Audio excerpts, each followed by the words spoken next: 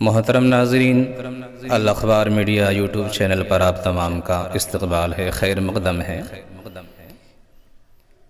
ایک نہایت ہی خوش کن خبر لے کر آپ حضرات کی خدمت میں حاضر ہوا ہوں کہ ایک طرف اسرائیلی کابینہ نے جنگ بندی کی منظوری دی تو دوسری طرف حماس نے بھی ابھی سیز فائر کا اعلان کر دیا ہے۔ غزہ پر 11 دنوں تک جاری رہنے والے اسرائیلی حملوں اور حماس کے اسرائیلی علاقوں پر راکٹ باری کے بعد فریقین نے ابھی غیر مشروط جنگ بندی کی مصری تجویز کو قبول کر لیا ہے۔ حماس کے ایک رہنما نے کہا ہے کہ اسرائیل کی جانب سے اعلان کردہ سیز فائر فلسطینی عوام کی فتح اور اسرائیلی وزیر اعظم نتنیاہو کی شکست ہے۔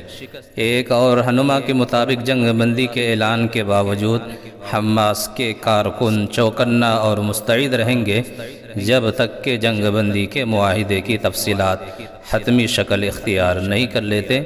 اس طرح کی لیٹسٹ خبر جاننے کے لیے ہمارے یوٹیوب چینل پر الاخبار میڈیا پر جڑے رہیں۔